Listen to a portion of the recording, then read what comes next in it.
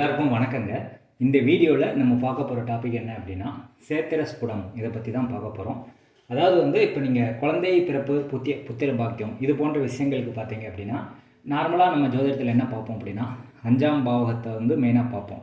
5ஆம் அதிபதி எப்படி இருக்கார், 5வது இடத்துல கிரகம் எப்படி இருக்குது, 5வது அதிபதி நின்ற நட்சத்திரம் எப்படி இருக்குது, இதெல்லாம் வச்சு தான் ஒரு குழந்தை பிறப்பு ஏற்படுமா ஏற்படாதா, அதே மாதிரி கிரகங்களுடைய பார்வை 5வது இடத்துல எப்படி இருந்திருக்கு அப்படிங்கிறதெல்லாம் பார்த்து தான் ஒரு முடிவுக்கு நம்ம வருவோம். அந்த மாதிரி காம்ப்ளிகேட்டடாக நம்ம போகும்போது ஒரு சரியான தீர்வை நம்ம கண்டுபிடிக்க முடியாது, கஷ்டம். அப்படிங்கிறதுனால நம்ம என்ன பண்ணுறோம் அப்படின்னா அதை சிம்பிளிஃபை பண்ணி சேத்திர ஸ்புடம் அப்படின்னு சொல்லி ஒரு கான்செப்ட் இருக்குது. ஏற்கனவே பீஜ ஸ்புடம் அப்படின்னு சொல்லி ஒரு கான்செப்ட் நான் போட்டிருக்கேன். அது ஒரு ஆணுக்கு குழந்தை பாக்கியம் இருக்குதா அப்படிங்கிறத கண்டுபிடிக்கிறது.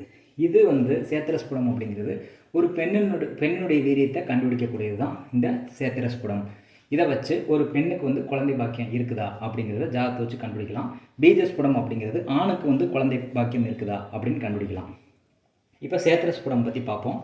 இப்போ ஒருத்தர் போன வீடியோவில் கேட்டிருந்தார், பீஜஸ்புடம் அந்த வீடியோவில் என்ன கேட்டிருந்தார் அப்படின்னா, இது பிறந்த கால ஜாதகத்தை வச்சு இதை பார்க்கணுமா அல்லது கோச்சார கிரக நிலவரத்தை வச்சு இதை பார்க்கணுமா அப்படின்னு சொல்லி ஒருத்தர் கேட்டிருந்தார். இது பிறந்த கால ஜாதகத்தை வச்சும் பார்க்கலாம். இப்போ தற்காலிகமாக உங்களுக்கு செக் பண்ணணும் அப்படின்னா நீங்கள் பிரசனத்தை வச்சும் பார்க்கலாம். இப்போ உதாரணத்துக்கு ஒருத்தர் இந்த டைமில் ஜாதகம் கொடுக்குறாங்க, கேள்வி கேட்குறாங்க அப்படின்னா இந்த கேள்வி கேட்ட டைமில் கோச்சார கிரக நிலவரம் இருக்கும். அந்த கோச்சார கிரக நிலவரத்தில் நீங்கள் இந்த மாதிரி செக் பண்ணிக்கலாம். சேத்திர ஸ்புடத்தையும் பீஜஸ்புடத்தையும் அவங்க கேட்க வந்த நேரத்தில், அந்த பிரசன்ன நேரத்தில் நீங்கள் கோச்சார கிரகங்களை வச்சு நீங்கள் இதை பார்த்துக்கலான்னு சொல்கிறேன் நான். இதுக்கு தேவை 3 விஷயங்கள் தான். பீஜஸ்புடத்தில் 3 கிரகங்கள் நம்ம பார்க்கணும். என்னென்ன கிரகங்கள் அப்படின்னா சூரியன், சுக்கிரன், குரு. அது பீஜஸ்புடத்தில் பார்க்கக்கூடிய கிரகங்கள். இதில் பெண் ஜாதகத்தில் தான் நம்ம இந்த விஷயங்களை பார்க்கணும். ஆண் ஜாதகத்தை வச்சு பார்க்கக்கூடாது. இப்போ பெண் ஜாதகத்தில் 3 விஷயங்கள் பார்க்கணும். ஒன்று சந்திரன் நிற்கக்கூடிய டிகிரி, செவ்வாய் நிற்கக்கூடிய டிகிரி, குரு நிற்கக்கூடிய டிகிரி. சந்திரன் அப்படிங்கிறது பெண்ணினுடைய கருமுட்டை எப்படி இருக்குது, வீரியம் எப்படி இருக்குதுன்னு செக் பண்ணுறதுக்கு சந்திரன் யூஸ் ஆகுது. செவ்வாய் அப்படிங்கிறது களத்திர காரக கிரகம். பெண்களுக்கு செவ்வாய்ங்கிறது களத்திர காரகம், குருங்கிறது புத்திர காரகம். அப்போ இந்த 3 கிரகங்கள் பெண்களுக்கு பார்க்கணும். இந்த 3 கிரகங்களுடைய டிகிரி பார்த்தா அந்த டோட்டல் என்ன வருதுன்னு பார்க்கணும். என்ன பண்ணணும், சந்திரன் நிற்கக்கூடிய டிகிரி, செவ்வாய் இருக்கக்கூடிய டிகிரி, குரு இருக்கக்கூடிய டிகிரி, இந்த 3 டிகிரியும் டோட்டலாக கூட்டி அதனுடைய டிகிரி 360க்கு மேலே வந்தது அப்படின்னா 360ஆல் கழிக்கணும். 360க்கு கீழே வந்தது அப்படின்னா அந்த டிகிரி அப்படியே எடுத்துக்கலாம். இப்போ 360க்கு மேலே போச்சு அப்படின்னா இந்த டோட்டலை 360ஆல் கழித்து மீதி என்ன டிகிரி வருதோ அது எங்கே விழுகுதோ அதுதான் சேத்திர ஸ்புடம். இப்போ இதுதான் சேத்திர ஸ்புடம் கால்குலேட் பண்ணக்கூடிய மெத்தட். சந்திரன் டிகிரி, செவ்வாய் டிகிரி, குருனுடைய டிகிரி 3ஐயுமே கூட்டி டோட்டல் 360க்கு மேலே போச்சு அப்படின்னா டோட்டலை 360ஆல் கழித்து மீதி வரக்கூடிய டிகிரி எந்த ராசியில் எந்த நட்சத்திரத்தில் விழுகுதோ அதுதான் சேத்திர ஸ்புடம் அப்படின்னு சொல்லி சொல்லப்படுது. ஸ்புடம் அப்படின்னா டிகிரி தான் ஸ்புடம் அப்படின்னு சொல்லி சொல்கிறோம். ஓகே, இதில் என்ன சொல்லப்படுது அப்படின்னா இந்த வந்த டிகிரி, இப்போ இதை டோட்டல் கூட்டி ஒரு டிகிரி வருது அப்படின்னா அது ஏதாவது ஒரு ராசியில் விழுகும்ல, அது ஆண் ராசியாக இருக்குதுன்னு வச்சுக்கோங்க. ராசி கட்டத்தில் அது ஆண் ராசியாக இருக்குது அல்லது பெண் ராசியாக இருக்குதுன்னு வச்சுக்குவோம். அதை நவாம்சத்தில் ஆண் ராசியில் இருக்கா பெண் ராசியில் இருக்கா அப்படின்னு பார்க்கணும். இப்போ உதாரணத்துக்கு ஒரு எக்ஸாம்பிள் பார்ப்போம்.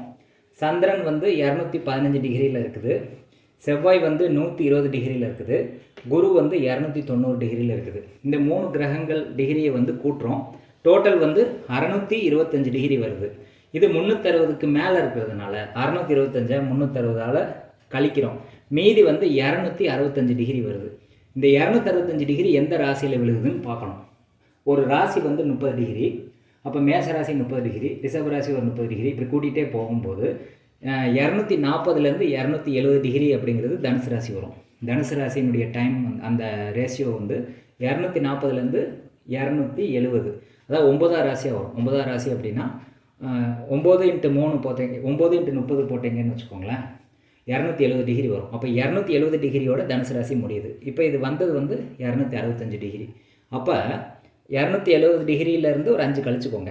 அதாவது தனுசு ராசியில் 25 டிகிரியில் இந்த டிகிரி விழுந்திருக்கு, ஸ்புடம் விழுந்திருக்குன்னு எடுத்துக்கிறோம். அது எங்கே விழுகுது அப்படின்னா தனுசு ராசியில் 3 நட்சத்திரம் இருக்குது. மூலம், பூராடம், உத்திராடம். மூலம் 4 பாதங்கள் இருக்குது. அப்போ 13.20 டிகிரி அது போயிடுது. அதுக்கப்புறம் பூராடம் ஒரு 4 பாதம் இருக்குது, அது ஒரு 13.20 டிகிரி போகுது. ரெண்டையுமே கூட்டும்போது பார்த்தீங்கன்னா கிட்டத்தட்ட 26 சில டிகிரி வந்து வருது, 26.40 அந்த மாதிரி வரும். அப்போ கடைசி பாதம் பூராடம் 4ஆம் பாதத்தில் தான் இந்த 25 டிகிரி வந்து வருது. அப்போ பூராடம் அப்படிங்கிறது சுக்கிரன் தானே.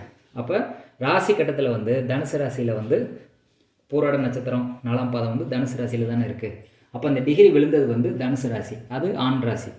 இதுவே வந்து இந்த பூராடம் 4ஆம் பாதத்தை வந்து நவாம்சத்தில் எங்கே விழுதுன்னு பார்க்கணும். நவாம்சத்தில் வந்து சுக்கிரன் நவாம்சத்தில் எங்கெங்கே வரும் அப்படின்னா சிம்மம், கன்னி, துலாம், விருச்சிகம், இப்படி தான் 4 பாதங்களை வந்து நம்ம பிரிக்கணும். இப்போ பூராடம் 1ஆம் பாதம் வந்து சிம்மத்துலேயும், பூராடம் 2 வந்து கன்னியிலையும், பூராடம் 3 வந்து துலாம்லையும், பூராடம் 4 வந்து விருச்சிகத்துலேயும் விழுகும். அதாவது சிம்மத்திலேருந்து விருச்சிகம் வரைக்கும் தான் சுக்கிரனுடைய நவாம்சம் வரும்.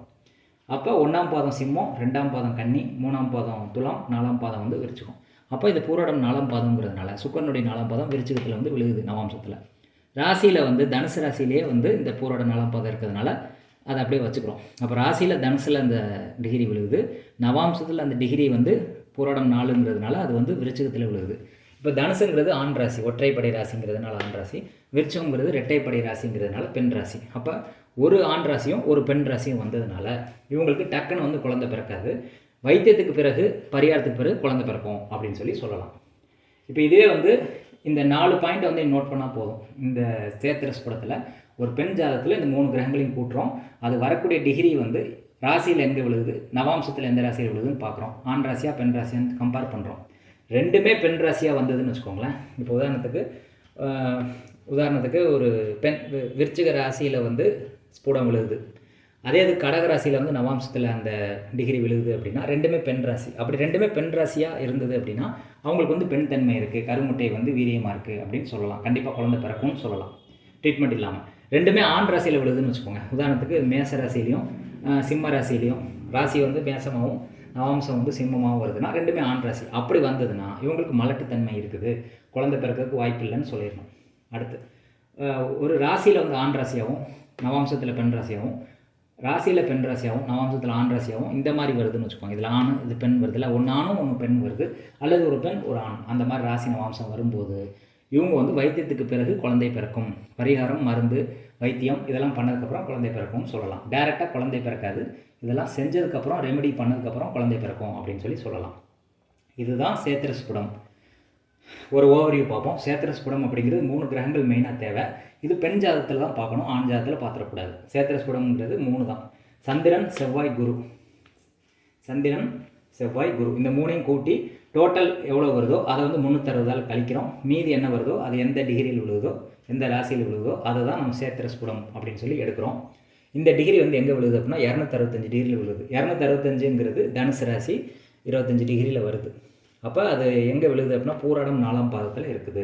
அப்போ ராசியில் பூராடம் 4ஆம் பாதங்கிறது தனுசு தானே. அப்போ தனுசு வந்து ராசியாக எடுத்துக்கிறோம். நவாம்சத்தில் பூராடம் 4ஆம் பாதங்கிறது வந்து விருச்சிகத்தில் வரும், அது பெண் ராசியில் வந்து விழுகுது. அப்போ ஒரு ஆண் ராசியிலையும் நவாம்ச பெண் ராசின்னு விழுகிறதுனால பரிகாரத்துக்கு அப்புறம் மருத்துவத்துக்கு அப்புறம் குழந்தை பிறக்கும்னு சொல்லலாம். ரெண்டுமே ஆண் ராசியில் விழுந்துச்சுன்னா உங்களுக்கு மலட்டுத்தன்மை இருக்குது அப்படின்னு சொல்லணும்.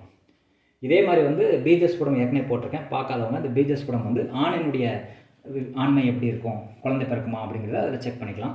இது வந்து பெண்ணுடைய வீரியத்தை அறிகிறதுக்கு யூஸ் பண்ணக்கூடியது தான் சேத்திரஸ்புடம். இந்த ரெண்டையுமே வச்சு நம்ம வந்து குழந்தை பிறக்குமா பிறக்காதா, இவங்களுக்கு பாக்கியம் இருக்கா இல்லையாங்கிறத கண்டுபிடிக்கலாம். இது வந்து பிறந்த கால ஜாதகத்தை வச்சும் கண்டுபிடிக்கலாம். இப்போ தற்காலிகமாக நம்ம பார்க்குறோம், இப்போ ஒரு குழந்தை பிறந்துருச்சு, 2வது குழந்தை வந்து பாதிப்பு இருக்குது அப்படின்னா அந்த டைமில் வந்து பிறக்குமா அப்படின்னு பார்க்கும்போது இந்த அவங்க கேட்க வந்த டைமில் இருக்கக்கூடிய கோச்சார கிரக நிலவரத்தை இந்த மாதிரி வைக்கணும். கோச்சார கிரக நிலவரத்தில் சந்திரன் எந்த டிகிரியில் இருக்குது, செவ்வாய் எந்த டிகிரியில் இருக்குது, குரு எந்த டிகிரியில் இருக்குதுன்னு பார்த்து அதை கூட்டி வரக்கூடிய சேத்திரஸ்புடம் ராசியிலையும் நவாம்சத்திலையும் எந்தெந்த ராசிகளில் விழுகுதுன்னு பார்த்து அதை வச்சு நம்ம வீரியம் இருக்கா, நடக்குமா நடக்காதா அப்படின்னு கண்டுபிடிக்கலாம். இப்போ இந்த பிரசனத்தை பார்க்கும்போது அவங்களுக்கு ஏற்கனவே குழந்தை இருக்குது, 2வது குழந்தை பிறக்குமான்னு கேட்குறாங்க. அப்போ வந்து ரெண்டுமே அந்த பெண்ணுக்கு வந்து ரெண்டுமே ஆண் வீட்டில் வந்து விழுகுதுன்னு வச்சுக்கோங்களேன் பிரசனத்தில். அப்போ வந்து உங்களுக்கு மலட்டுத்தன்மை இருக்குது, இந்த டைமில் வந்து குழந்தை பெற்றுக்க முடியாது அப்படின்னு சொல்லலாம். இந்த பிரசனத்துடைய டைம் பார்த்தீங்கன்னா 1 வருஷத்துக்குள்ளே தான் அந்த விஷயத்தை வந்து சொல்ல முடியும். அடுத்து வந்து பிரசனம் பார்க்கும்போது இது மாறுறதுக்குரிய சான்சஸ் இருக்குது, அது நமக்கு தெரியாது. அப்போ இது பெர்மனண்ட்டாக இருக்கக்கூடியது, டெம்பரரிங்கிறது பிரசனம் 1 வருஷத்துக்கு தேவையானது சொல்லக்கூடியது. அப்போ சேத்திரஸ்புடம் எப்படி கால்குலேட் பண்ணணும், ரெண்டுமே பெண் ராசியாக விழுகும்போது பெண் தன்மை இருக்குது, கண்டிப்பாக குழந்தை பிறக்கும்னு சொல்லலாம். ரெண்டுமே ஆண் ராசியில் விழுகும்போது அவங்களுக்கு வந்து குழந்தை பிறக்காதுன்னு சொல்லலாம். ஒரு ஆண் ஒரு பெண் வீடு, ஒரு பெண் வீடு ஒரு ஆண் வீடு, இந்த மாதிரி வந்ததுன்னா ட்ரீட்மெண்ட்டுக்கு அப்புறம் குழந்தை பிறக்கும்னு சொல்லலாம். இப்போ சேத்திரஸ் படத்தை பற்றின ஒரு புரிதல் வந்து உங்களுக்கு கிடச்சிருக்கும்னு நான் நம்புகிறேன். அப்ளை பண்ணி பார்த்துங்க, உங்களுக்கு எப்படி சரியாக வருதா அப்படிங்கிறத செக் பண்ணுங்கள். நன்றி, வணக்கம்.